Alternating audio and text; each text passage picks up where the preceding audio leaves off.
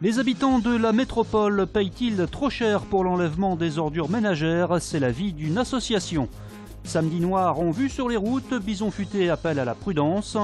Enfin, un site internet en chinois pour faire la promotion du tourisme à Lyon.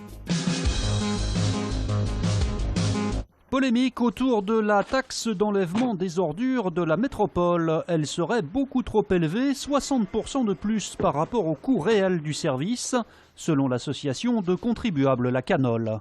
Normalement, la taxe d'enlèvement des ordures ménagères n'a été instituée que pour contribuer au coût du service. Avant, c'était uniquement le budget général qui le servait, si vous voulez, à cela. Donc, il n'y a aucune raison que cette taxe serve à autre chose. Et il l'utilise à faire, par exemple, des infrastructures pour le grand stade, ou à faire des travaux pour le pont Schumann, ou à subvenir au coût du musée des Confiances, puis qui est maintenant à la charge du Grand Lyon. Mais du côté de la métropole, on ne voit rien de choquant à cela. Si la Canole va au bout de son raisonnement, il faut que la taxe d'habitation ne serve qu'au logement, que la taxe foncière ne serve qu'à acheter du foncier, etc. C'est pas le cas. Et c'est vrai que depuis 2 ou 3 ans, il y a un déséquilibre. Ce déséquilibre, comme n'importe quel impôt qui rapporte, il sert à autre chose. Il sert, par exemple, au collège, il sert, par exemple, à l'insertion, il sert, par exemple, au handicap. Donc, c'est pas de l'argent qui est jeté à la poubelle. Mais la Canole n'en démord pas. Elle a lancé une pétition qui a déjà recueilli 4000 signatures et qui sera remise à Gérard Collomb pour réclamer le trop perçu de la taxe poubelle, 52 millions pour l'année 2014. Bison Futé voit noir samedi sur les routes de notre région. Avec le début des vacances pour les Lyonnais, la circulation s'annonce très compliquée en direction des stations de ski. On a des perturbations qui vont être enregistrées dès 7h jusqu'à 19h avec une période très tendue, grosso modo entre 11h et 16h. Il faudra vraiment éviter de circuler sur les axes tels que l'axe A43 entre Lyon et Chambéry, puisqu'on cumule à la fois le trafic des vacanciers qui vont sur les stations de la Maurienne et de la Tarentaise, puis également les vacanciers qui partent sur Grenoble dans l'Oisans. Ça sera très tendu. On aura certainement un pic de perturbations sur le coup des midis qui atteindra 150 km de retenue sur l'ensemble des axes autoroutiers, donc c'est pas rien. Et lors d'une journée noire, Bison Futé redoute surtout le blanc sur les routes. Ce qu'on redoute sur ce genre de week-end, c'est une intempérie, des chutes de neige qui peuvent complètement figer la circulation. A priori, Météo France n'annonce pas de grosses perturbations pour le week-end.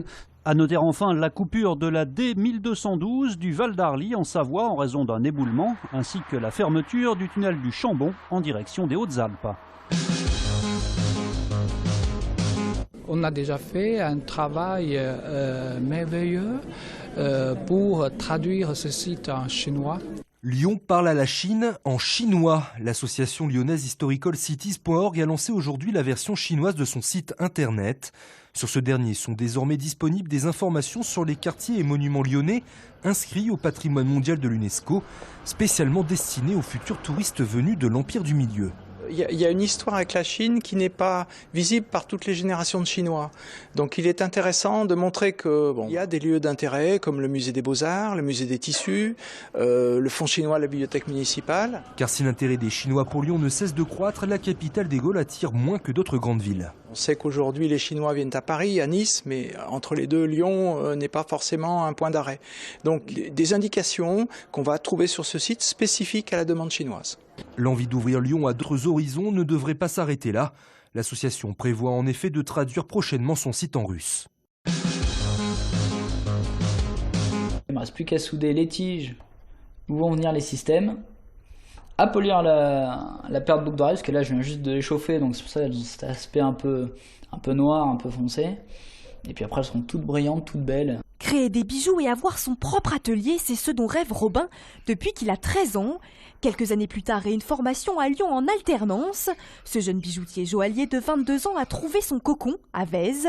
Son originalité, fabriquer, transformer et créer des bijoux uniques. Mais voilà, les gens viennent avec une envie, Et nous on la réalise, c'est quand même assez sympa. Une bijouterie classique où en fait on impose quelque chose, on impose des cotes, on impose une taille de pierre, une qualité, une couleur de métal. Bah là c'est jouer ensemble l'épaisseur qu'on va utiliser pour leur bague, la largeur, les pierres, les différentes couleurs qu'elles veulent, les qualités, les diamètres, enfin, vraiment... On voit toute cette partie-là ensemble. Pour les matériaux, pas besoin d'aller très loin, Robin trouve tout sur Lyon. C'est l'avantage qu'on a à Lyon, c'est que vraiment on a tout à proximité. Pour les pierres, le métal, les apprêts, donc les apprêts c'est les fermoirs, c'est les petits trucs comme ça. Tout est sur Lyon. Même les fondeurs, voilà, quand je fais des cires, ils sont tous à Lyon, donc moi j'ai juste à faire mon petit tour chez le fournisseur, et puis après je peux venir bosser tranquillement. Pour ceux à qui il manquait encore un peu d'inspiration pour la Saint-Valentin, Robin a lui des idées plein la tête.